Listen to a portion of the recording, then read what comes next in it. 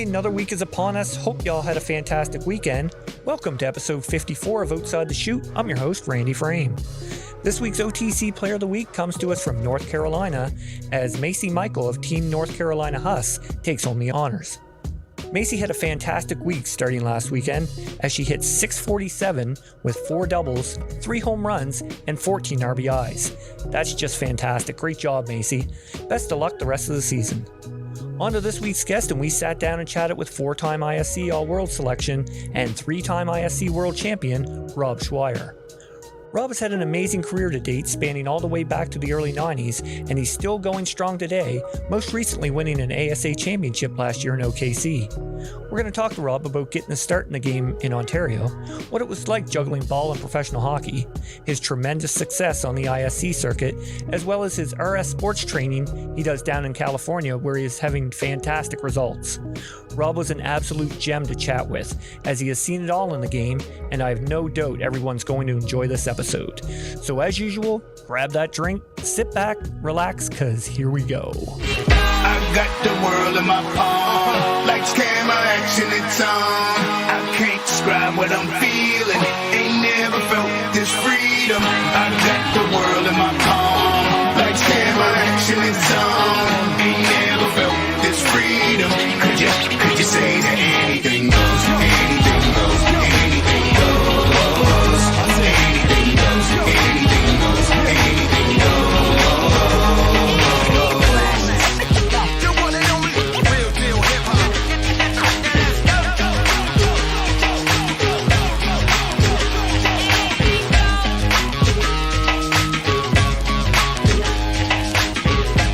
All right, here we go. Where are we going? Hey, Dick. Hey, what's going on, man? Not much. How are you? Good, man. Good. Beautiful day today. Beautiful day in the neighborhood. Summer is on its way. About time. Absolutely. Well, actually, a couple weeks ago when we were talking, it was 30 degrees. So That wasn't summer. That was stupid. yeah, That was so it really hot. was. It really was. Yeah, I've been lucky enough to being involved with minor ball in East Hants that I ran a U10 practice last night. Actually, shit, I forgot when it was. It was fantastic. I love getting out with the kids, Nice. and they were all engaged. It was beautiful. And then after that practice, I went to Lance. Canada Games were scrimmaging. All right. With the Yep. correct amount of numbers, of course. Mhm. And it was awesome to see that. There were fans are spread out watching. Yeah. And in the other diamond, there were the U12 and U14 teams practicing. Friggin' right. Man, it was awesome to see all the kids out. It was so fantastic. And it's only we'll be able to open up here, probably even more here soon. And Yeah, let's hope. Yeah. Well, I think. Well, numbers have been down and our recoveries are great. There are a lot of people in the hospital, so things are going really well that way for Yeah. COVID, of course. I mean, we have projected to start our league on July 8th. I mean, that's what we have set. And Looking forward to it. friggin' right. I can't wait. Yeah, so we're going to pump the league a little bit. I know that a lot of people that are listening to our podcast do not know where the hell Lance is, Nova Scotia, nor do they know what the Shooters Fast Pitch Bar and Grill Fast Pitch League is. And they don't know that we have a family of raccoons that live in our canteen. Man, those motherfuckers scare the shit out of you. Well, mama don't like you touching her babies. Oh my God. Yeah. We every year we open up, we have the same not the same raccoons, because I was gonna say, do you know their names? unfortunately, well, no, we had a trapper come there. I got to tell you this story, man. It scared the absolute shit out of us. So this trapper comes and you push up on the ceiling in the canteen. Like we have the back part of the Yeah. building and the front part and the canteen, and you push up and you could feel the babies and hear them running around. Well, this exterminator dude comes in and he has a 22, whatever the hell the gun is, in his hand. Okay. And we're all standing around. He comes in, pushes on the ceiling falls down. The mama falls down. And Buddy shoots the goddamn thing right in the fucking canteen. What? Oh, yeah. Yeah. It was scary shit, man. I was running like a girl, but That's crazy. yeah. I never heard that story before. Yeah, it was nuts. That's So every year we go there. Yeah. You know how tough Robin Eisner is. Yeah. He's not that tough when it comes to raccoons. Love making fun of him. Oh, frig. That's great. But Yeah. no, hopefully we can get going here. We, what do we say? We're going to be doing Stewiacke this year. Yep. Every second Monday. We got Brookfield, Lance, Yep. Friday nights in Lance. So Yeah. So we're going to try to pump get minor ball more involved. Yeah. And that's why we want to kind of incorporate some more games in Lance for Friday nights. Mm-hmm. It's going to help out with minor ball. So Monday nights, minor ball can use the field, of course. Right. Because our numbers are up this year, which is great. Yep. And then on Friday nights, we're hoping to get out crowds of, kids and families out to watch us play and watch the good guys play, not us necessarily. Definitely not us. Well, maybe not you, but definitely me. Yeah. Get out and watch the play. We're hoping to have the beefy wiener there to serve some hot dogs up to some people. The old beefy wiener. Plug in the beefy wiener right now. And really kind of push the league, push the fact that there's a lot of kids that are coming up that don't really realize what's, ahead of them as far as where they can go, what they can play. Well, it'd be nice, those kids getting out and see like Scove pitch. Oh my God, man. They'll be like, whoa, where's the ball? Yeah. And the other thing we're going to do, how at hockey games and intermissions, they have kids come out like Timbits or whatever. Yeah. We're going to actually, after the first doubleheader, first game, we're going to have the kids play a little, whatever it might be, a 2-inning game. Oh, right on. And Yeah. we'll get the two teams to help with the kids and stuff. So. Oh, right on. That's a fantastic idea. Actually. Yeah, absolutely. Yeah. Awesome. Get them involved. Yeah. Hopefully, like I said, get going July 8th and keep going right through. And actually, they brought up something about Eastern Canadians today, didn't they? There was but it's kind of convoluted because we don't really know what's allowed, what's not allowed as far as traveling. But they are mentioning Eastern Canadians, so hopefully something can happen. Yeah. Mind you, all the Cape Breton teams took all of our pitchers, so as normal. I'm still available. I said all of our pitchers. Oh, right. Wait 1 second. Oh, wait. You got me on that one. Damn it. Sorry, Dick. Oh, well, I'm used to it. Yeah. Anyway, we got old Robbie Schweyer coming up on the podcast. Traveling gypsy. I guess he is. Yeah. Not only for ball, but for hockey as well. You're saying. Hockey DB. He's been in 17 different teams and 11 different leagues. That's crazy, man. I can't wait to talk about that. Because imagine all the friends and enemies he's made over the years. I guess. Yeah. I guess. But no, Robbie, we played against Robbie a few times growing up. Yep. And man, he can bring it. Yeah, he always could, for sure. He'd always be on a different team every year, but man, he could bring it. Yeah. No, he's very good. Yeah. I think the one time I remember us playing was Kitchener in 09, of course, and he was with St. Thomas. I know, I got to bring up Kitchener every time. 1 second. Just a second. And we're back to Randy's 2009 show.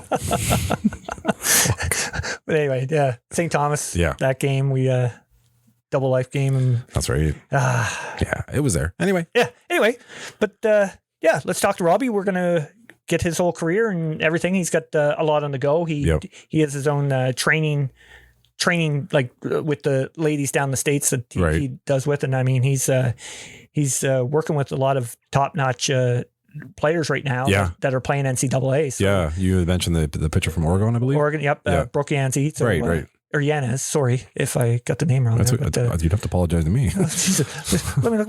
I can't even spell Brooke. Brooke Yanez. We'll talk to Robbie about that and see what's all entailed there and how much he works with them and whatnot. But it's going to be a good episode, I think. Yeah, for sure. Not to mention the Olympics that he attended in 2008, was it? Yeah, with the Chinese national team. Can't wait to hear that. How he got involved with that. That's crazy. That's different. Anyway, let's get to Robbie. Okay, sounds good. I live for the moment. Yo.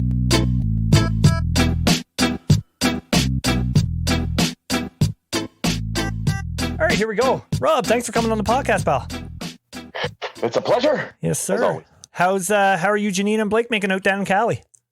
Well, when I'm by myself, I'm great. Just kidding. Everybody's awesome. It's awesome. How excursion. How old's Blake now? Blake's 3.5. He'll be 4 in November. Oh, nice. Is he into any sports yet, or still trying to find his way? Anything to do with swinging a club, a bat, anything that he wants to swing. Nice. That's great. Yeah, friggin' right. Yeah, you had we just got to get him going in the right directions. Right. Better off. Don't have to break stuff. Oh yeah. I thought you were going to say he doesn't swing the right way or something. Well, in California, you never know. Right. Yes. You can say that. Yeah, you can say that. Exactly. I'm in California. Yeah, exactly. So, pretty big event there a couple months ago. Congrats on the wedding. Thank you very much, boys. Appreciate it. Yeah. Yeah, she round 2. It looked. Hey, I'm there too. So, it's life. Exactly. I'm working towards it. I'm doing a good job. I golfed all day today. Yeah. Frig. So how's the golf game going? Golf game is going great. The problem is the consistency. Yeah. And depends on how many cocktails they get him in before the first 3 or 4 holes. I tend to stay out of it. Gets a lot better. Yeah, well, you had a pretty good round there a little bit ago. Shot a 70, I saw. Yes, finally. I've had a couple rounds in the set. That's the first time where, and believe it or not, I hit a tree, went on the green.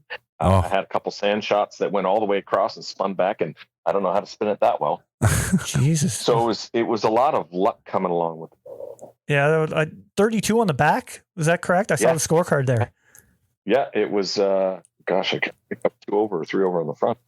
Jesus. Wow, man, that's incredible. Got it all back on the back 9. So the boys they said it was a pleasure to watch, and I was like, I couldn't even believe it myself. That's awesome. Yeah. That's awesome. They just kept not talking to me. Yeah. yeah. Keep you in your zone there. We're all super. Yeah.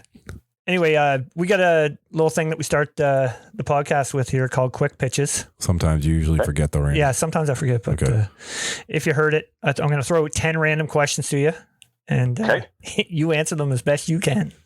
I will try. All right. Remember, concussions are in play here, right? Same with Randy. He can't remember what he's going to ask you. That's my excuse all the time. All right. Actually, I asked I had Morgan Stewart on the podcast last week, and she's from Cali, and I asked this with the first question as well. Besides the weather, what's the best thing about living in California? I would say just the beaches and overall terrain, the views. Yeah. Nice. Favorite place you played hockey in your career? Pensacola, Florida. Yeah, Sweet. that would be nice. I couldn't complain about the beach and the weather. Leaving practice shorts going straight. Yeah, that's awesome. That'd be amazing. Yeah. If you had the chance to play on any golf course in the world, what tops the list? Augusta. Yeah. Nice. I figured that would be it. That'd be amazing. It wouldn't be bad. There's also, I haven't played a few of the Pebbles and stuff for playing.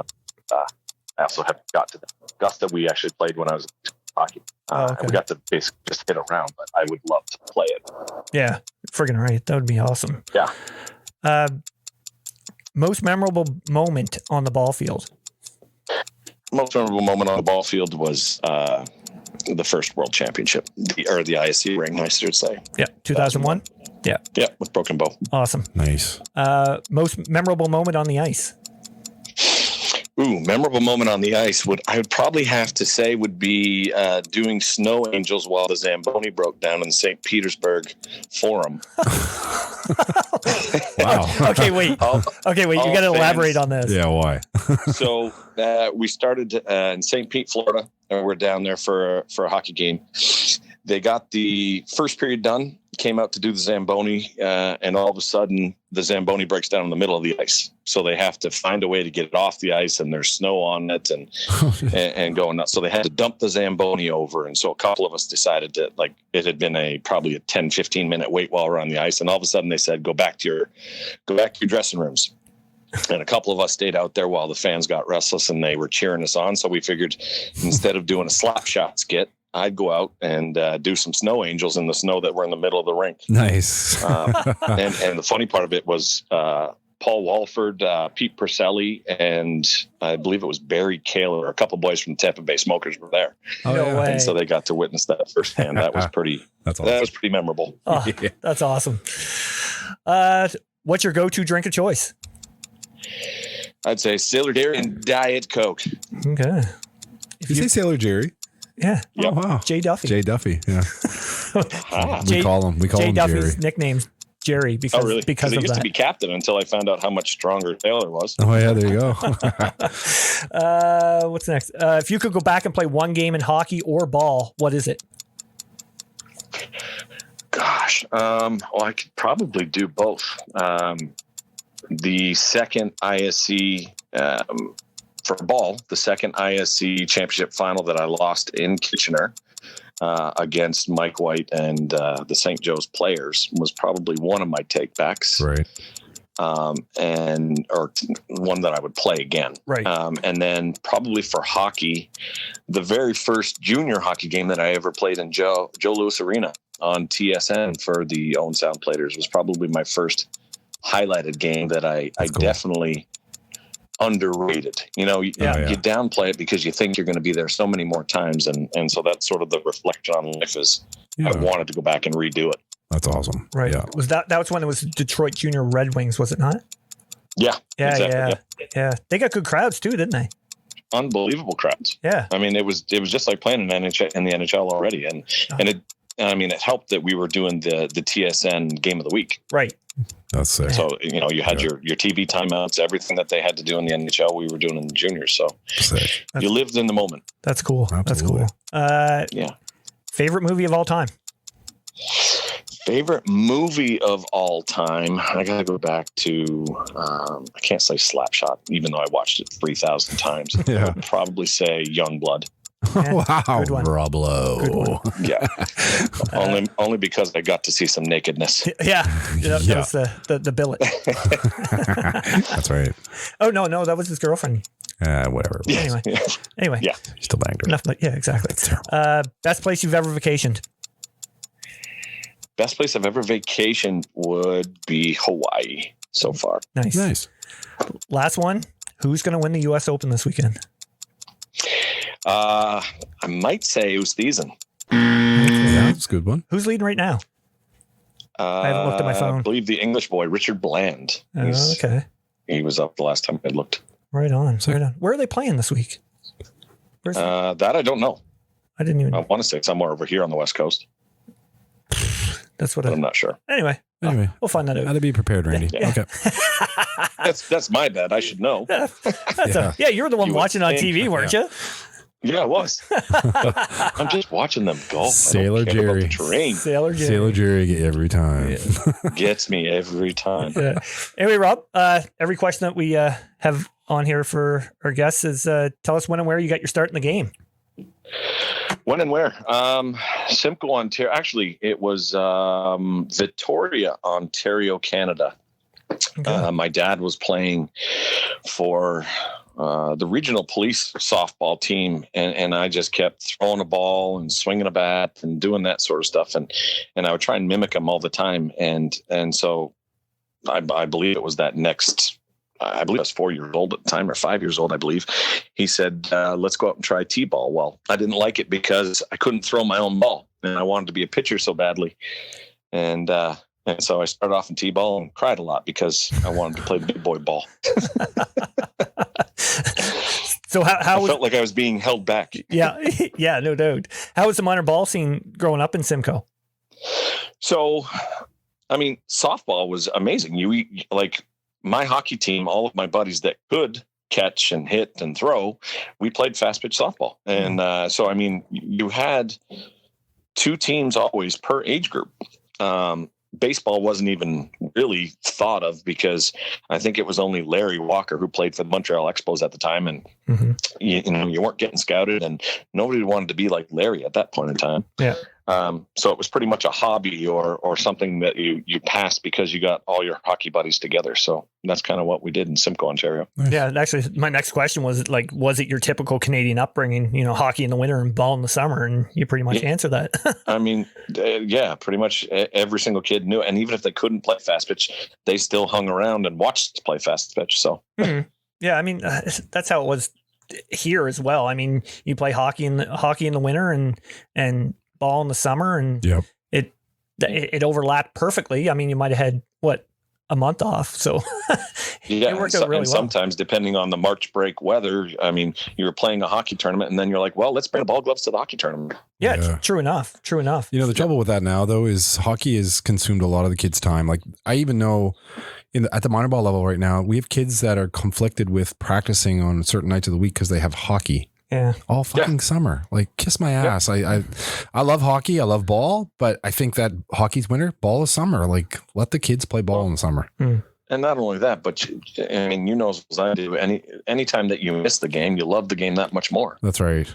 So it gives you that separation as well. I mean, Wayne Gretzky said it best. He's like, if your kids don't play other sports, they're not going to become athletes. That's right. Yeah. You know, So true. They get to know how to play hockey. And if that's the only thing, well, they don't get any other value in life by trying to swing a golf club or, you know, change a tire. It's like, give them some life experiences to carry over into the hockey world. That's right. Exactly. Yeah. Yeah. And I find a lot of like the people that are playing hockey year round, I find there's a burnout factor with them.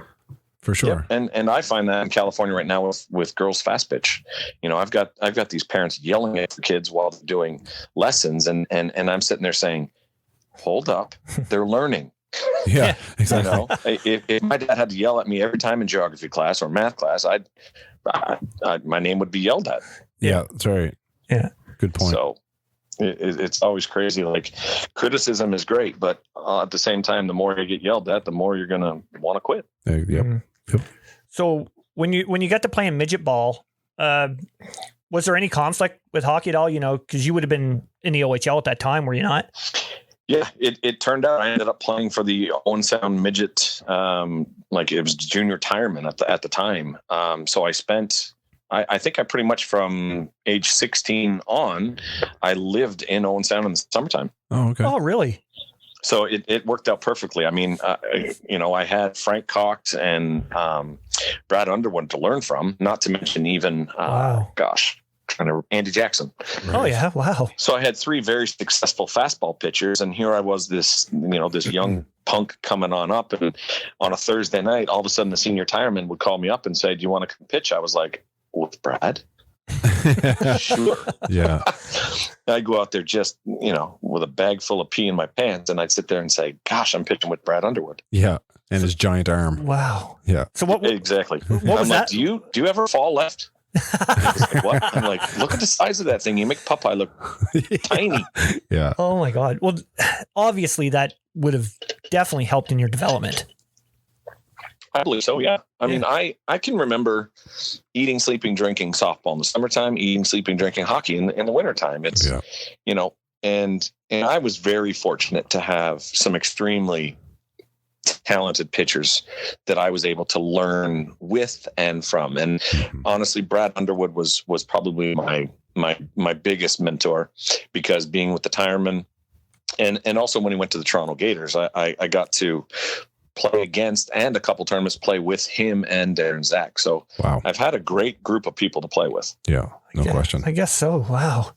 Like that's a list of Hall of Famers that, you know, you get to learn under. I start looking at the people that I've played with and against and for and all that. And I'm like, no wonder I get lost in the weeds, because I mean, they're all just absolutely amazing. And so even if I was the best of my age group at the time, it's like I still couldn't compete with them.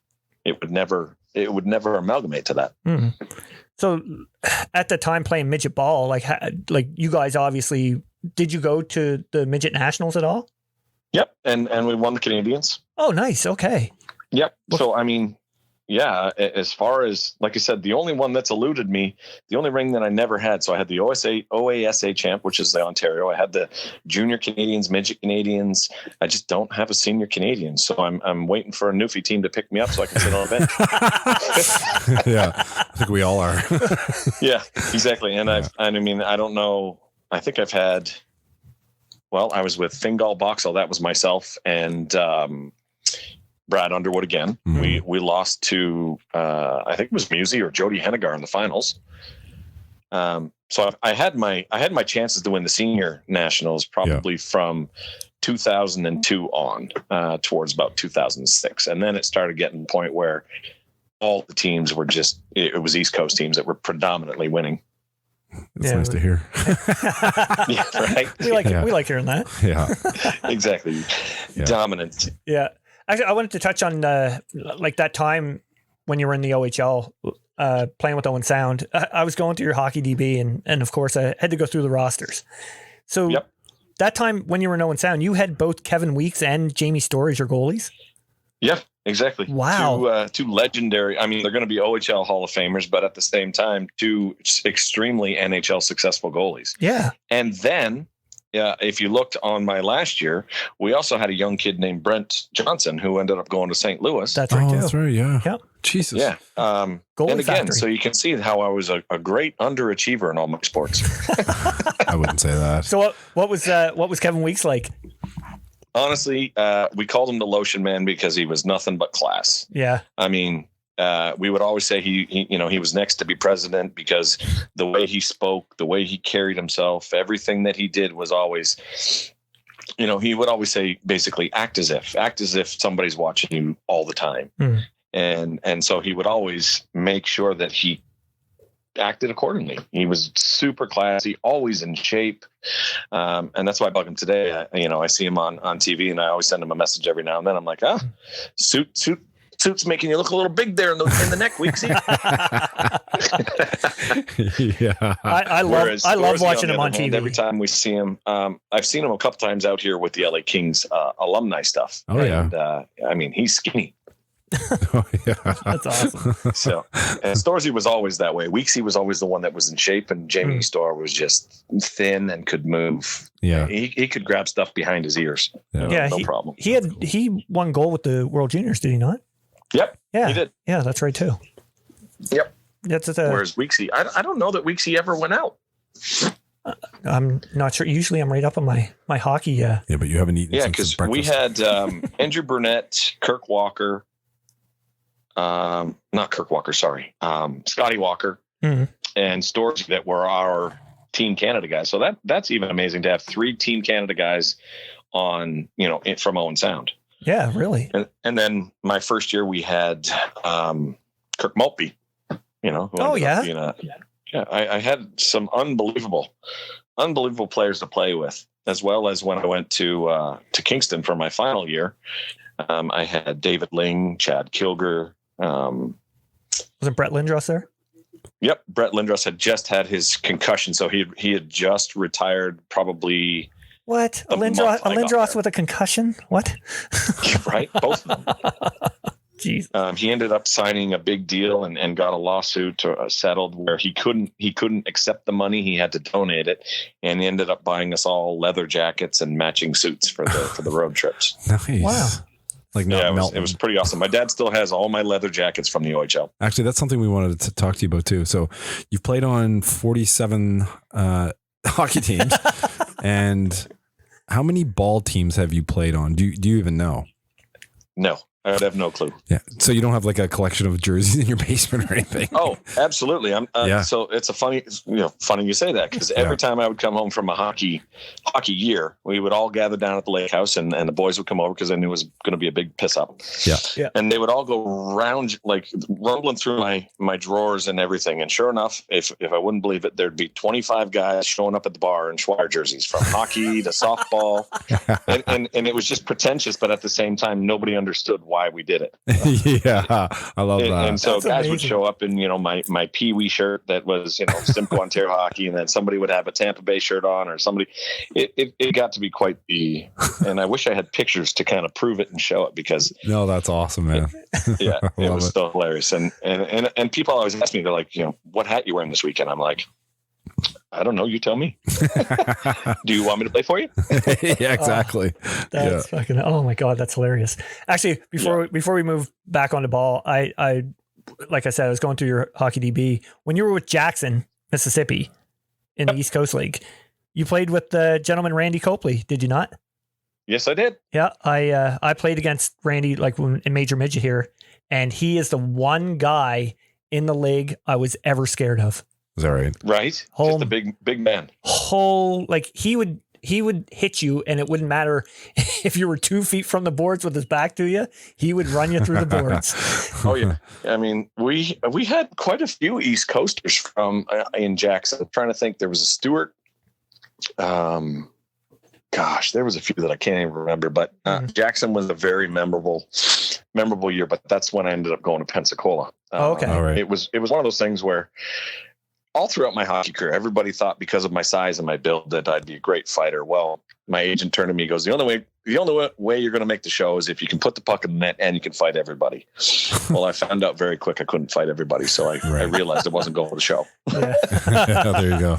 Yeah. It takes a lot of, a mental thing to be able to fight every night. I find like, you know what I mean? And I hate when I'm not a big fan of people hating me. So, I didn't want to piss them off. Yeah, exactly.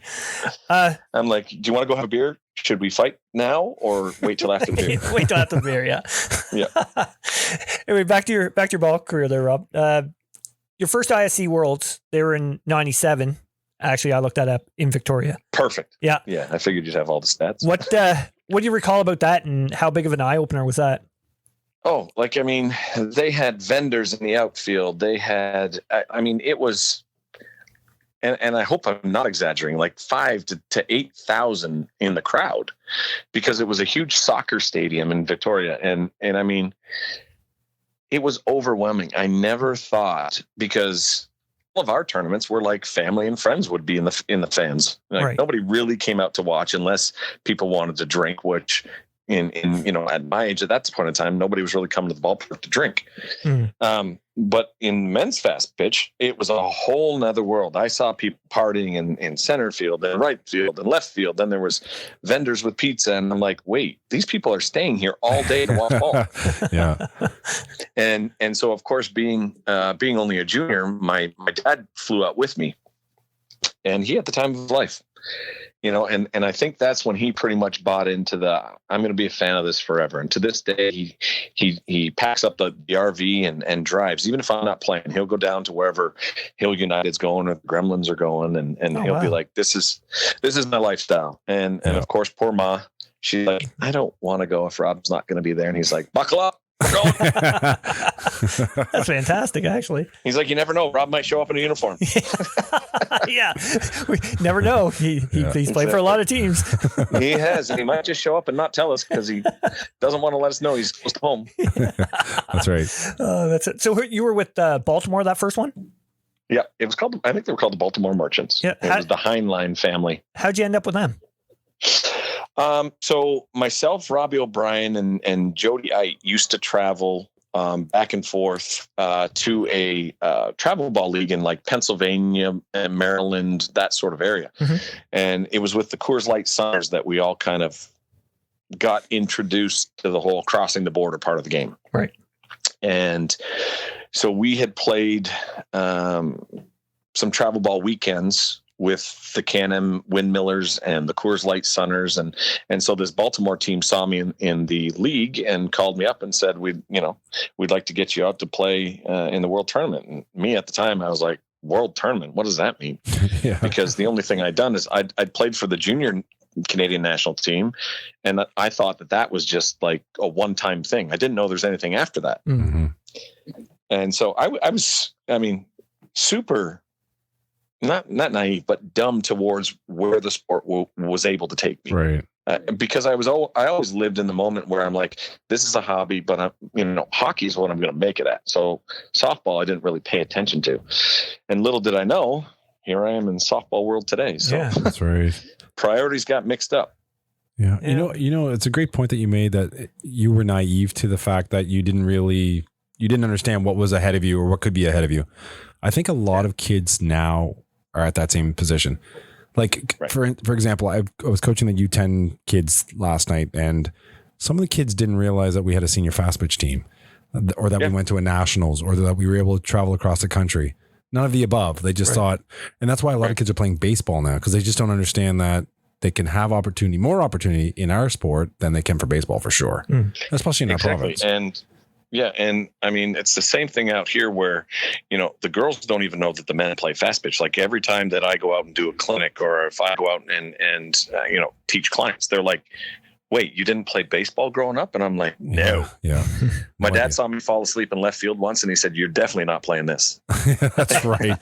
Great point. Jesus. And so, and I tell them all the time, I'm like, to all the guys here, because we're trying to implement, we tried to do it in 2008 at the Chinese Olympics. We tried to implement taking male baseball players that are at high school, bringing them to fast pitch, and then having them go back to baseball. We thought it was a great idea, but of course, the MLB looks down upon softball because they think we're taking their thunder or taking kids away from their sport. Yeah. And And I feel like everybody that has played baseball in high school and then comes and plays in our Wednesday night league here in Burbank, California, they go back and they're like, thanks, Coach Rob, for helping us out. And I'm like, with what? He's like, baseball's so easy now. Yeah. But here's the thing is, they have a 1 in 300 chance of ever being a minor league baseball player. That's right. Yeah. When they could have a 1 in 2 chance of being a softball player that gets to travel everywhere and do anything. That's right. Exactly. That's right. But it's the glamour versus the true fact. And I tell them all the time, I'm like, they come out for one weekend of a ball tournament, they're like, you guys drink after the game? I'm like, absolutely. And they're sitting there saying, our coach said that we couldn't go out for drinks. And I'm like, why? You got to hit a little ball that comes at you. And if you hit it 1 out of every 4 times, you're an all-star. Yeah, exactly. That's right. Listen, I had a conversation last night with a coach for the U12 team. Yeah. And his point was that baseball kids, so he had a couple of kids show up for a practice last year. And the father, after the practice was done, knew Brian. It was Brian Fraser. Right. And he said to him, he said, holy fuck, I can't believe how fast the pitchers throw and how fast the game is. And then Brian said, yeah, it's great. Why don't your kids come there? He said, because it's too hard. So you're going to go play baseball because it's easy? Like, what in the fire and fuck are you doing? Yeah, exactly. Honestly. And again, you've got the game mixed up. If you'll make it even easier if you want to go and try and make $27 million a year, if you come and play softball. Yeah, good point. That's right. It's like it's a great training program, and so they say they want the easy, but they won't work hard to make it even easier. Yep. Wow. I think the priorities are back, and we're trying to. A lot of us softball guys out here in California, we're even starting. Trying to do a mimic of the Canadian Nationals, where it's state by state sends a team, and we can try and make a true national championship out of it. Yeah, that'd be awesome. Yeah, not like what the ASA is right now. It's like a total American championship, same as Canadian Nationals. Yeah, I get that. That's perfect. Yeah. Yeah. So because we got to do what we can to keep the game going. Because heaven forbid I stay home for a weekend. Yeah, really. It's when you're away is what keeps you married, my friend. Mm-hmm. Yeah. But I can't tell her that. No.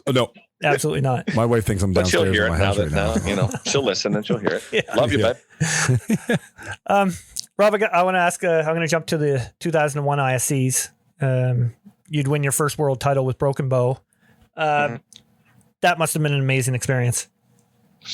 Absolutely amazing. And again, I played the year before where I was, king of the hill. I pitched every single game and got us in the, I can't remember, we lost to the farm, but in 2001, having a pitching mate like Gerald Muselaar, and again, for the next 3 years after that, it speaks volumes because one, I also had one of the best catchers in the game, Mark Sorensen, who again, continued to teach me more and more and more each and every year. The problem was not the problem. I should say that sort of the issue was always the consistency in my game. Right. I could go out there and be the best pitcher in the world for, 2 weekends and then go out and be the worst pitcher in the world for a weekend. And sponsors started telling me that.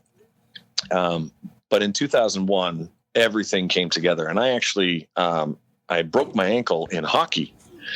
And so I was coming back from an injury, and Doug Simmons, stuck by me and said, pitches in as many tournaments as you possibly can. And I have faith that you're going to be full tilt by the time we get to the Worlds. And I beat County Materials in the semifinals, and he looked at me, he's like, you've done your job. We're going to hand it over to Gerald. Mm-hmm. And I got to sit back and watch Gerald. Of course, I was itching at the bit and wanted to be throwing that championship game, but either way, it was an unbelievable feeling. Anytime you can win the most prestigious trophy, ring, whatever you want to say, it's an accomplishment. And that's one of the things with my hockey career that I just didn't get. Yeah. So it was, it was a crying moment, believe it or not. No doubt. I mean, fuck, I guess. Looking back, going to you and Musey were incredible. Like, it's not too often that you have two pitchers make the first all world team at ISCs. Right. Like, that's unreal. Yeah. And I think we did it 2 years in a row or 3 years. That, like, That's remarkable. That was a good word, Randy. And honestly, not to mention, it was also our team that helped us out as well. Yeah. Because, I mean, we No, had some of the most Rob. amazing players. No, is this you and Musey? I'm going to call Musey right now and be like, Musey, it was all us. Why did we need those? We should have been the king in his court. Kings. And their courts. In their courts, yeah. So that following year, though, were you still with Broken Bow that following year? Yep, the next 2 years. Oh, okay, yeah, and you guys fell to St. Joe's the following year in the finals. Yep, and then we amalgamated with Broken Bow Spirit. Oh, okay, right on. That following year, I mean, what was it like to watch? I mean, Mike White's obviously a big name, you know, especially in NCAA with Texas. What was it like being able to watch him do what he did? Hated him. The man just did the unthinkable and mowed everybody in the world down. Yeah. Like, and here's the thing. I love Michael White, and every chance that I get to talk to him, I build him up, because I ended up playing with him 2 years with I believe it was Mindak Millers. Mm-hmm. And I mean, the man is just no different than 90% of the Kiwis out there. They're just students of the game. Like, they study, they break it down, and they execute. And I mean, he didn't have his hardest throwing year that year. He was on the downslide of his career, and he just knuckleballed us to death. Wow. And I sat out there and I was like, how do you not hit this guy? I mean, he was still throwing 83-4 miles an hour. I'm not going to downplay it, but I was just like, the guy just spun it so smooth, and he looked like he wasn't even sweating. And here Musey and I are going, oh, God, we can't get it past him.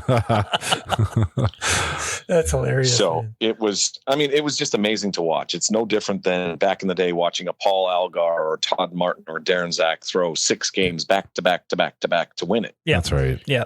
You know, and he stuck it to us. I mean, I think we ended up losing 2-1, but I mean, I gave up a home run right off. I think it was the leadoff guy. It was Miljovic. And then I came back and shut him down for 3 innings. And then Doc looked at me. He's like, I'm not giving him another chance to get the leadoff home run. I was like, okay. Yeah. Yeah. That's actually smart managing. Like, yeah, it is. Well, and I mean, it's a pride swallowing siege. Yeah. Like, yeah. For me, I'm thinking here, both of us are ranked as the top pitchers in the world. And here I have to hand over the reins. And, I mean, it was to an amazing man, an amazing pitcher. I mean, Musey is by far another, one of the classiest guys in the game. So it was always easy to turn it over. He never made you feel bad. He never always, talked you up and everything. Yeah. And I think that's one of those things that, that makes a team a champion, is when, you have those, like, the big top players that are able to, kind of suck the pride up and be like, let's hand it over and try and go after this thing. That's a team thing. Yep. Yeah. Exactly. It's like, listen, don't have too much pride that you're going to throw us under the bus. Right. Like, you're pitching like shit. Get out of here. Yeah. Like, just call it a day. Go to the beer tent, grab a beer. We won't look at you any differently. That's right. Those are the teams that I succeeded with. The other ones where they'd get mad at a home run, or they get mad at a drop ball. I'm like, those were the ones that I didn't succeed with. Right. Yeah, that's tough. That's a tough environment. You start to learn, to pick and choose your battles. And then at the end of the day, you just don't even pick or choose. You never battle other than against the other team. That's right. Exactly. I want to touch on your time with the Canadian national team. What was it like to represent the country, and wear the red and white? It was amazing, except I could never go to any tournaments because I was playing hockey. Oh, shit. Oh, wow. Never knew so that. my first real conflict was I believe it was 2004, going to South Africa. It was right in the middle of, we had switched over from Bader to Mark Smith. Yeah. And so it got to the point where they just started excluding me from the camps because I could never leave, minor league hockey. They would never give me the okay to go and play national ball. So my the first 2 years, I always played in the Skins tournament, which was usually in BC. Right.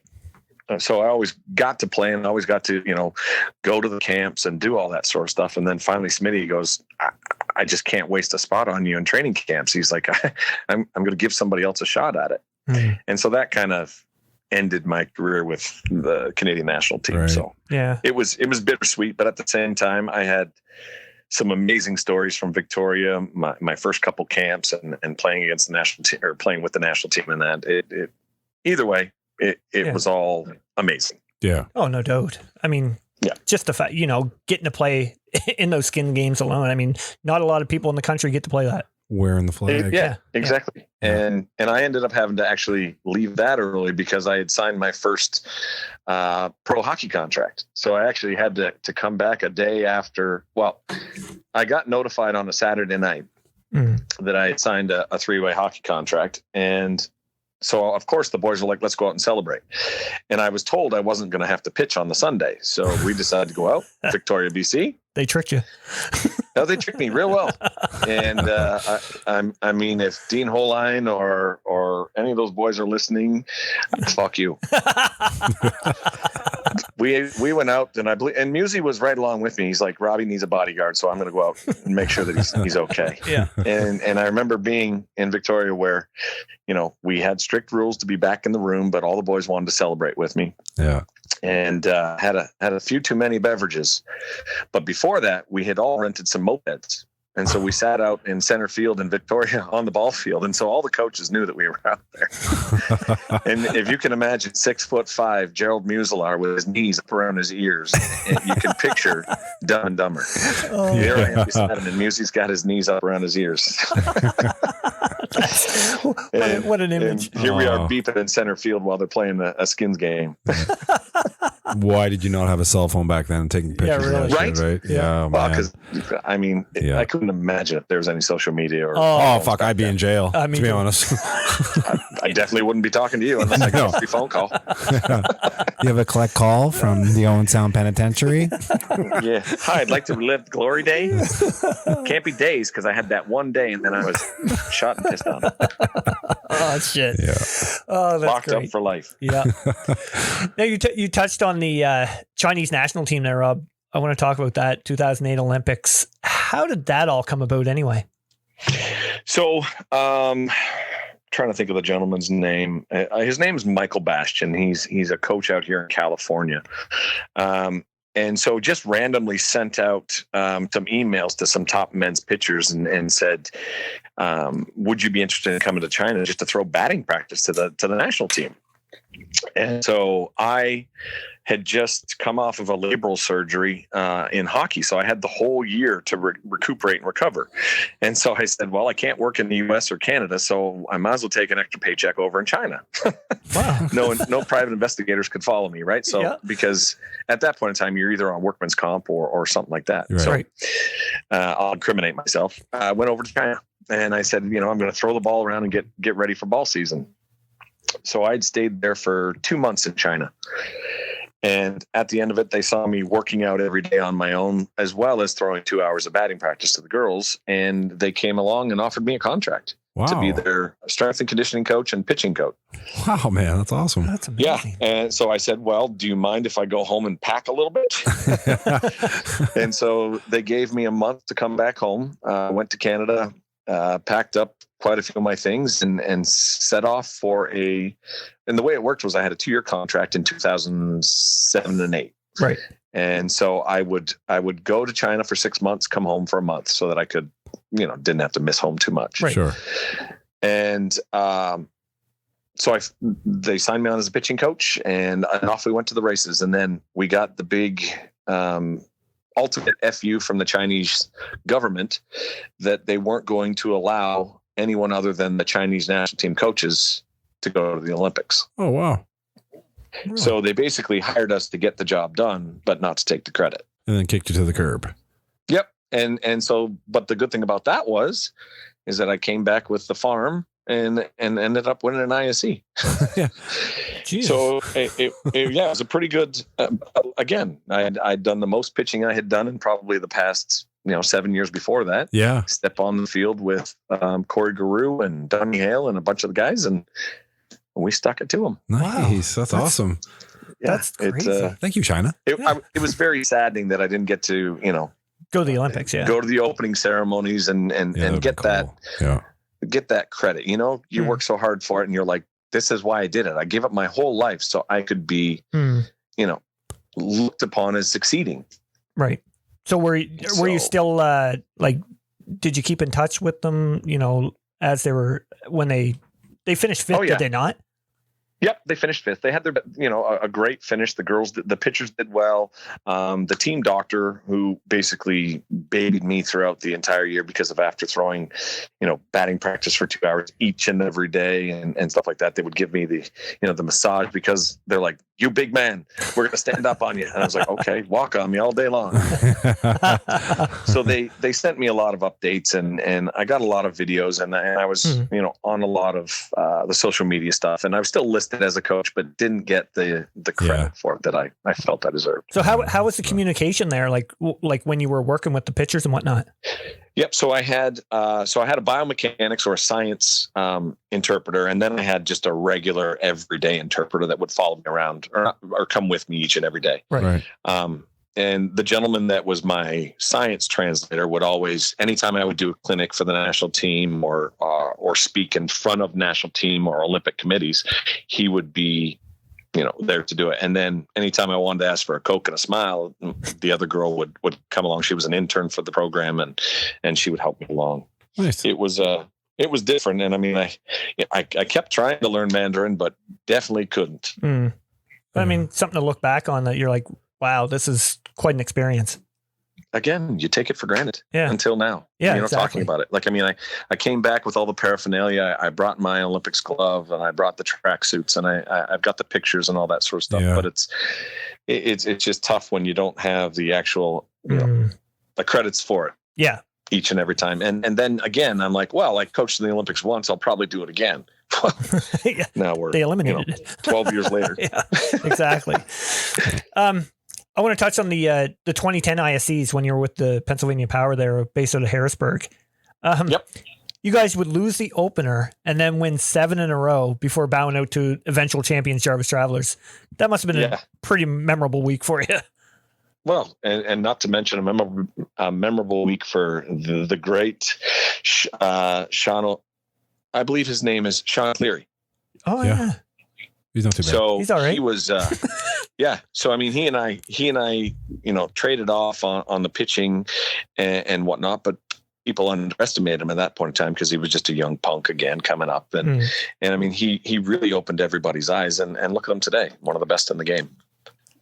Yeah, like what was But the morale of the PA Power guys, I mean, honestly, they had never done so well, and again, we just had fun. Yeah. Nobody fought with anybody. Everybody, like, I remember the first game we played Darren Zach. I think we ended up getting 4 or 5 home runs. And I told everybody on the bench, I'm like, shut up. This is where you hit the ball and don't say a word. Exactly. Yeah. I'm like, you're talking. Here we are swinging off one of the best in the game. Just grin, say, thank you very much, sir. May I have another? Yeah. And it just started to go around. I mean, and we faced some of the best pitching. And honestly, I think if we weren't so tired, we may have come back because I believe we had a few runs on Jarvis that first game. Is that right? Or Travelers, or whichever they were at that Jarvis time. Travelers, yeah. I mean, yeah. But I mean, when, to lose that first one and then go over in the loser bracket and then reel off 7 in a row through the week. That's fucking nuts. That's pretty impressive. Yeah. And I mean, we had a lot of guys make the All World team that year. I got a hitter because I had to hit so many times. Yeah. It started to be like, hey, I'm tired. Oh, and I got a hit. Thank goodness. It just goes to show that if you do relax at the plate, you'll probably do better. So at that point, was it easy? Was it easy to see that, Sean was going to be, one of the guy. Oh yeah. Later on down the road. Because I ended up, I think I played that year in the Canadian Nationals with him as well. I played with the junior Newfoundland team. Oh, okay. Oh, in Charlottetown. Yeah, I can't remember if it was Charlottetown. Yeah, I think it was in 2010. I can't remember. Too. Yeah, and so again, he just shone through because the senior team was supposed to do what they did, but myself and Sean, I think we pitched ourselves to a 3rd or 4th place finish on that one too. You guys finished 3rd. Yeah. That we were with Brooklyn. And I mean, I remember Todd Martin coming up to me and being like, "That's right, Robbie." He's like, let me just shake your hand. What you've done with, not what I've done, but what you've done with these young kids is amazing. Yeah. And I'll never forget the final game of that one because I believe Todd Martin kicked dirt on Frank Cox and said, "Get out of here. This is my game." Old Marty. Because I think Frank had pulled a muscle or pulled a groin or something in the championship game because they got close in runs, and Todd walked over him and said, "Get out of here." After Todd had already thrown like 4 games to get to the finals. Yeah, the thing is, Marty could tell us every pitch he threw and what every batter did and how many balls he threw. And I can't believe his memory. oh, it's incredible, man. That guy's incredible. Yeah. We are total opposites. Actually, Hope and I were talking before we went on about you played a couple years with Team Quebec, didn't you? Yep. 2 years. Yeah. Me and Z-Man 1 year, and then I had, I want to say it was Garrity and... Yeah, that's right. Yeah, I remember it was. That was in Charlottetown again in 2014 because 2013 was in Stratford. Or Stratford or Shakespeare or whatever it was. Yeah. Shakespeare. Yep. Yeah. That's right. So, and see, I'm okay once people remind me where I was, but for me to recall it, I'd be like, I have no fucking clue. No, you're doing okay, man. So who playing with Quebec? Who did that? Was it Matty Waugh or? Honestly, I believe it was Luke Darvaux, Joe Dar. Oh, Joe. Yeah. Yeah. So I had played with a bunch of Waterloo guys in. God, it was a little tournament up north. Kind of reminds me of Elkland, PA. But anyways, it was up north near the Quebec border, and so they had. God, I can't remember his name. See, this is where the memory lapses. Concussions. Anyways, I played a small tournament up where Frank Cox used to play, not in Owen Sound, but it was terrible storytelling right now. That's all right. Anyways, Joe Dar played for, we were called Combat Sports is basically what it was. Yep. And so it was a bunch of guys from Ottawa, Canada, surrounding area. And I can't remember the actual rep's name. There was a combat rep. I think, wasn't it Easton or something? I think it was. No, Combat. No, it was Combat because I know that for Quebec we were sponsored by Combat. Okay. And I'm drawing a blank on his name. But anyways, Joe Darvaux played in that tournament, and he said, "Would you be open to playing with our team Quebec?" Right. And so after I played that tournament, I said, "Well," and I can't remember where I came back from. I was in the U.S. And I think I was doing hockey camps at the time, and then Joe Dar said to me, he's like, "Do you remember our agreement?" And I was like, "Nope." He's like, "Well, you're playing for us in Shakespeare." So I remember having to fly home like the night before. And my dad packed up his RV, and he's like, because I didn't have a real plan on it. And I remember sleeping in the parking lot in the RV, and I woke up and Darren Zach's knocking on the door. "Robbie, we got to play." Your dad's like telling your mother, "Come on, honey, we're going to Shakespeare." Exactly. Yeah. He's like, "Pack it up. He's on his way home. We're doing it." Harry, we're really doing it. Oh, freak. Hey, do you remember the thunderstorm in Shakespeare? I remember the drinking in the thunderstorm. I hated that setup. Because didn't we have a little party in a rink? Yeah, there's something. Fuck. Honestly, I hated that setup for the Nationals. Like everybody did. It was like, terrible. The fact there was no beer garden and you had to get the beer out of that. It was like a canteen. Yeah, it was a porta potty. I hated that. That's basically what it was. Yeah. Actually, I got a funny story about that Nationals. I was with Charlottetown Faucets at that time, and I come into the game against you guys, and the first batter I faced was Darvaux, and I pinned him in the head, and I was like, on purpose. I was like, "Oh, for freak's sakes!" Like I pinned him in the head. Matty, you played it off. Matty Waugh was up next, and it was the first time I ever faced Matty. And I don't know if Matty was like, "Who is this clown that just pinned Darvaux in the head?" But I might have had I struck Matty out, and I was like, "Huh, I just struck Matty Waugh." Fuck you, Matty. It was amazing how Matty could play ISC and never get out. Yeah. As soon as it came to the Canadians, it seemed like I was like, "Is he going to get a hit?" It's like he used all his hits at ISCs 2 weeks before. Yeah, or it's just that the Canadians knew sort of the holes. It's kind of the same as Sean Witten has the thing. He can't pitch against Newfies. No, that's right. They hit it out of the park every time. I wonder if that had Matty Waugh like in the Canadians, where he would just, or was it that he was just playing with his hometown buddies and just relax? Right. Because every other time he's amped up, and with Team Quebec, I saw him drink. Mm. I saw him eat carbs. I mean, it was amazing. Yeah, that's on him. We'd go to Boston Pizza every night.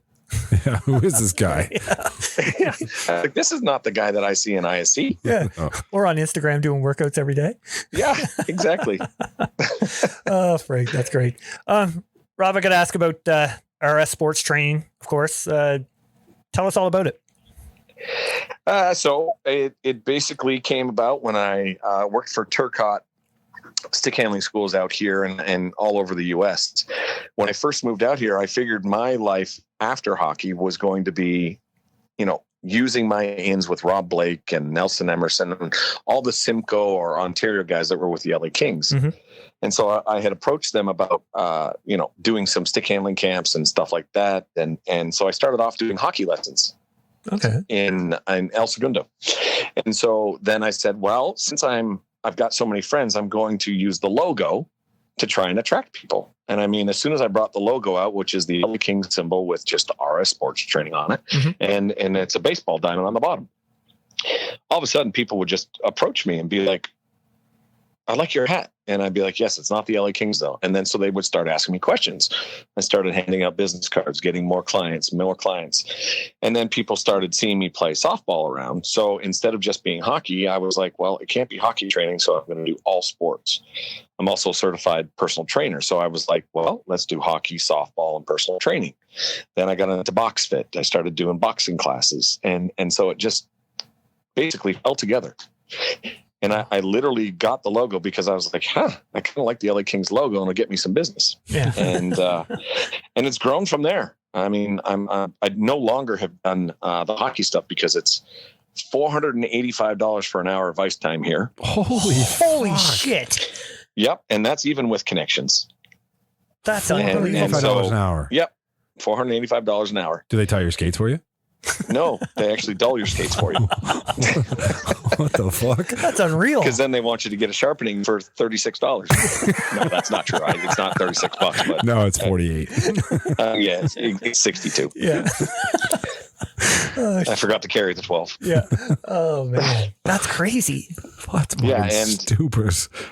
It is, and so then because we moved out here, I believe it was 2013. I retired from. I tried my hand at coaching at the single A hockey level, and just realized I'm basically getting raped. I ended up making $2 an hour at the end of the week. Oh shit. It was just for the time you're running around, you don't get to enjoy your time off like I did when I was playing, and I was just like, this isn't for me. And so out here, I played fast pitch in a Wednesday night league, and then I found an ISC team to play for called the J&B Bombers. And so I started getting a little bit more known in the area for fast pitch. And all of a sudden, they found out that I was a pitching coach with the Chinese national team. So I started getting clients for softball. Well, I started realizing with no overhead cost and the weather being the way it is, I need to get out of hockey. Yeah. Gotcha. Yeah. It was definitely more bang for the buck and not as much overhead costs. So I've approached a couple of schools, helped build some building cages and training facilities, and in turn, they've allowed me to use the facilities, sort of rent free. It's been a good way for me to give back to the high schools and the programs, and still at the same time make an honorable living. Yeah. Is there any boys fast pitch in California, or is it just mostly girls? There is. Yeah. But it's more in the remote areas like Bakersfields and Palmdales and stuff that's more inland towards the mountains. Okay. But pretty much people will call me from national teams or something like that, say, hey, I've got an 18-year-old Mexican living in Baja, California. Can you train him? So I'm starting to get some more male clients. I've had a few of the USA national team young pitchers, Weldon, and I can't remember his name, Cody something or other.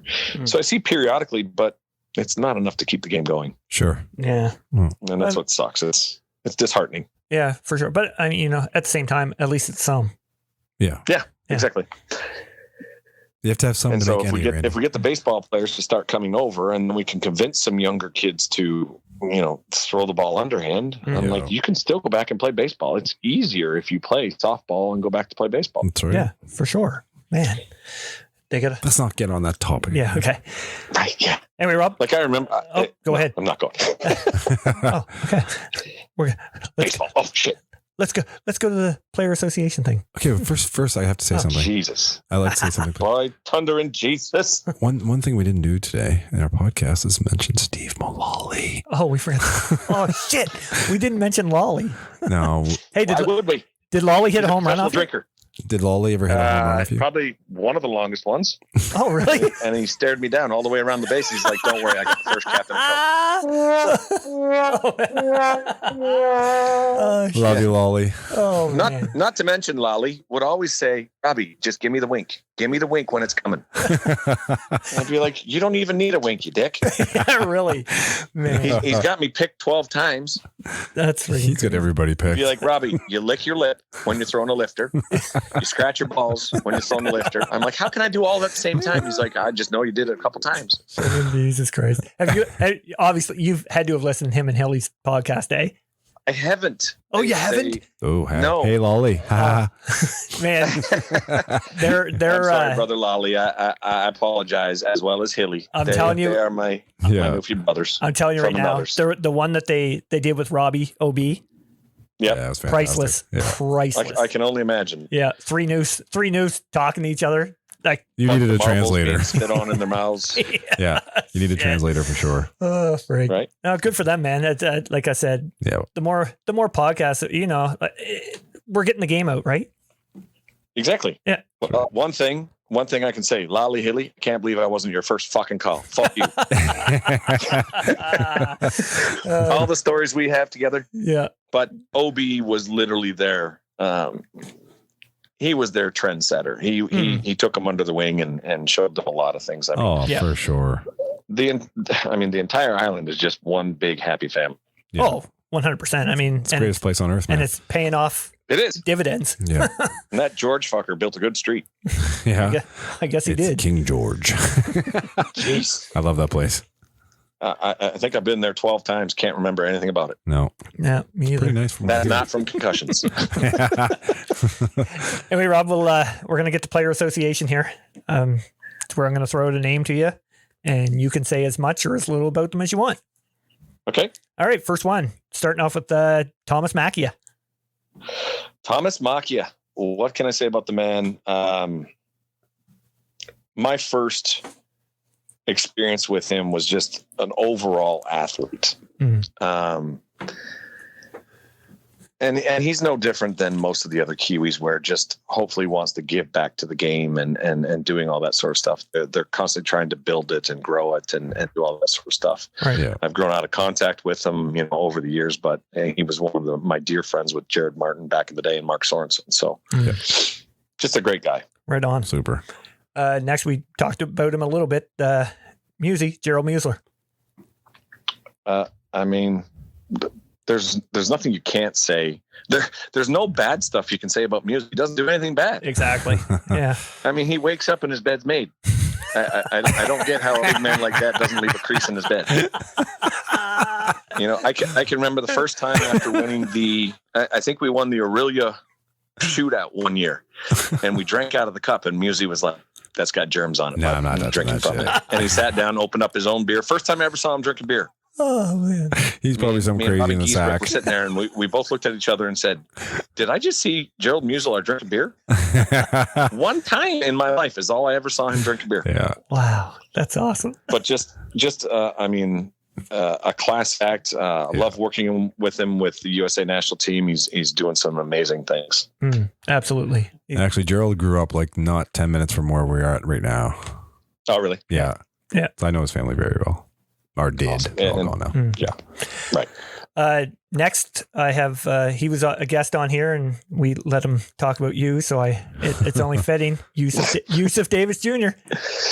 Yusuf, the Yusuf Davis, the GOAT. Yep, the GOAT. The GOAT. I mean, the next generation.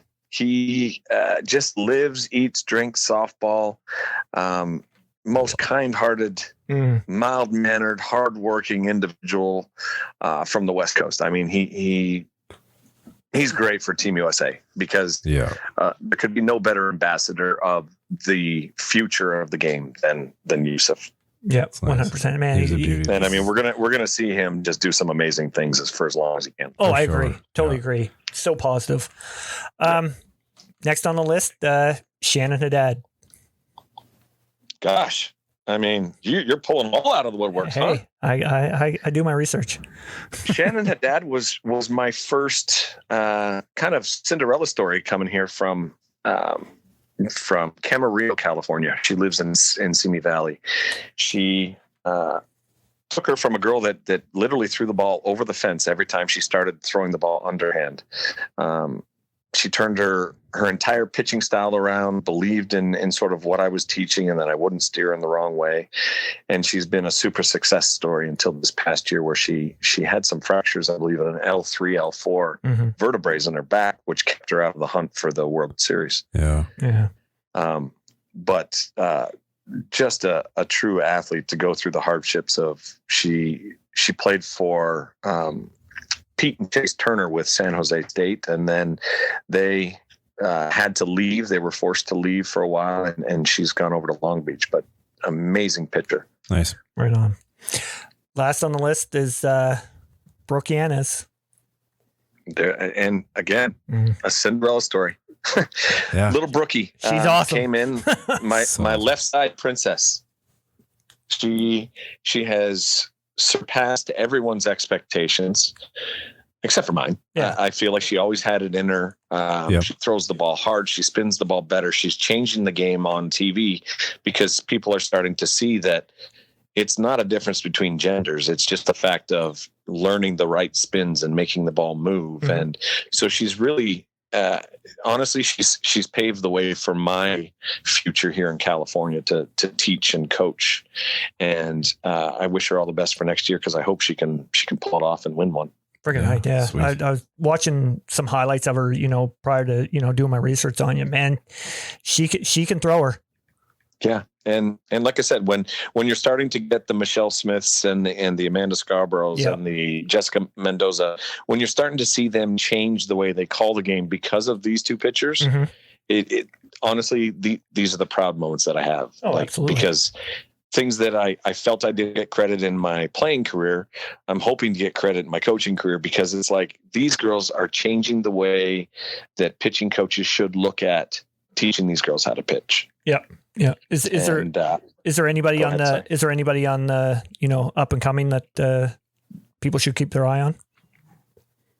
I mean, Harley I Frank. could go through a list right now. I've got a couple 12-year-olds that are spinning the ball and hitting 60 miles an hour. So Jesus. I'm quite impressed. Yeah. Oh, So geez. I have a girl that actually throws a better rise ball than I ever have in my life. You had a Wow. rise ball? And she just does everything that I don't do. She does it the right way. Yeah. I tried to throw it. I tried to throw it hard, and she said, "I'm just going to spin it." But I would love to send you guys some video of these two 12-year-olds. Absolutely. Oh, absolutely, man. Yeah. We'll put it on our Facebook page. I mean, yeah, I'm hoping to, the same as Mike White, the same as all those male pitching coaches that are out there, in the NCAA. It's a tough battle. Yeah, for sure. The same as, the women trying to get the recognition in the men's world of anything, whether it's working or not. We as men are trying to get the recognition in the women's world without saying or stepping on toes. Like, That's we're right. not saying that, we're not saying we're better. We're just saying work with us to help everybody succeed. Exactly. Yeah. And I mean, the Women's College World Series that just passed, I mean, that was an eye opener for a lot of people. I mean, We had our first three girls hitting, 70 miles an hour. exactly. Consistently. Yeah, exactly. I mean, I believe they're a little skewed. I mean, I've pitched with Rachel, and I haven't done Fontana, but I mean, I've seen them at live events, and I don't believe they're that fast. But who's to argue? Either way, they're the fastest in the crowds. And exactly. so, like I said, when people are starting to see a difference in the speed and the mechanics that are being taught, hopefully they see that it's not just a male versus female thing. Correct. Absolutely. Yeah, Anyway, Rob, gotta thank you for coming on, man. I mean, you're a big part of the game, not only in Canada here, but I mean, you're making your mark down in the States with the ladies as well. And I got to thank you for coming on. Well, I just want to say thank you guys for even thinking of me, because obviously Lolly doesn't fucking think of me, and Haley doesn't even fucking think of me. It's just happy. I told the wife today, I'm like, I can't believe somebody wants to talk about it outside the ballpark. So I'm humbled and I'm extremely happy. And if you ever need a filler, you just call me up. I'll talk my ass off. Absolutely, pal. So Thanks, thank Rob. you so much, guys, for having me on. All right. man. Cheers, my friend. All right. Take care. All right. Cheers, boys. Okay. See you, Rob. Bye-bye. Have a good one. Bye. Oh, good one. Very good. Oh, Guy's a gypsy. He's played on every team in the world. freaking right. Yeah. The funny thing is, what was I going to say? I don't know, Randy. You're pretty fucked up. Oh, man. You haven't eaten since I haven't eaten breakfast. since breakfast. Jesus Christ. I've had 3 beer and I'm messed up.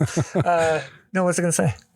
I'll tell you one thing. Very good speaker. Yep. Has a lot to offer, and you know what he's doing with all the females in California and so on. Fantastic for the sport. Oh, absolutely. No question. I mean, And they're so lucky to have somebody like that to look up to. Like he said, when he was growing up, he had Brad Underwood, Frank Cox, blah blah blah, Andy Jackson, whoever it was. Darren Zach. All these people to look up to pitch with, to play against.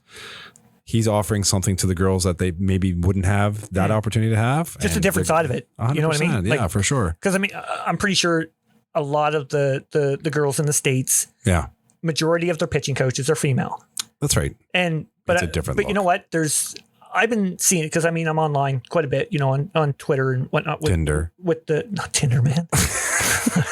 I don't even know how that works. Swipe left is what I understand. I have no idea. I swipe left on Snapchat and I don't even know what the fuck I'm doing. But no, but I mean, you know, I see that there's, you know, more males getting into the game because I mean, there's Robbie and there's other guys like Jeremy Manley is an assistant coach as well. I mean, to have Jeremy Manley on LZ did it in the past too. Exactly. That's right. Yeah. Exactly. I mean, it's definitely benefiting the ladies for sure. Absolutely. Yeah. Yeah. It's good. Anyway. Yeah, I need to pee really bad. You gotta pee? So do you. I know, man. I'm just trying to get through this. Gotta eat supper as well. Yeah, anyway, that's a great podcast. Great to have Rob on. I really appreciate having him on. Yep, absolutely. A little bit fucked up technical difficulties in the beginning from California, but I'm gonna edit that out. You got to pay your phone bill. I know. And my Facebook phone bill. Yeah. Happy. I know this is Friday before Father's Day, but happy Father's Day to all our fathers out there. My father, I wish you a happy Father's Day, and my grandfather. I wish you a happy Father's Day. I wish you a happy Father's Day. I wish you a happy Father's Day too, Randy. All right, man. Okay, brother. Let's get to classified. Let's go pee. Let's go pee. Everybody have a great week. Yeah, take care, everyone. Take care. I love you so. I love you so. I know I never took it serious. Then what we had got fucked up. We grew apart, but in my heart I still love ya. Back at the start I thought it lasted so long. Went by so fast, now it feels like the passion is gone. Everything I loved about you just got pissed away. And it really gets to me because I miss some days. You was modest, honest, pretty much your god. It's the farthest thing from bitchy or heartless. And never saw less of the jobless parthead. Even though I couldn't get your cards and chocolates, you put up with my nonsense day after day. You were one of them types you don't let get away. Shit, we used to get looped together. I remember one time you were so sick we almost puked together. Your mood was better then, but who would've knew what we had? We were two lose forever. Damn, I still love you. You were like my sunshine. We were too young for love, but I knew you'd be mine. Had to let you go and get on with my life. Now I got you back, ain't gon' leave it this time. And I know I can always rely. When I know you'll be keeping me high. So I won't let you go, not again. Cause I know I learned my lesson. I know I can't take it serious. You gotta know what I'm feeling, this. This type of love ain't hard to find. But you know you're always on my mind. I know I can't take it serious. I'm going through the same thing right now, man. This type of love I gotta ain't say hard something on to this one. find. Okay, yeah, I know. I said I wouldn't do it, but I did it. And now it got me wishing that my position was switching. Never no hugs, no tongue, never kissing. But keep fucking with it since the first day I hit it. The minute that you talked, I would listen. You made the way that I walk a little different. I like your vibe, like the way that you feel. Your hairstyle from the start, now you're paying my bills. I gotta love it. Yeah, I'm a little obsessed, and I'll confess without you I feel a little depressed. The wife's headed, sick of me giving you my attention. Really, I see a point, but it was never my intention. I'm always talking and bragging you up like, yo, check this, is she amazing or what? And the fatter that you get, the better, I can't complain. The mistress in my life, music before the fame, I love Girl it. knows that you're always on time. And the minute she's gone, you're chilling just fine.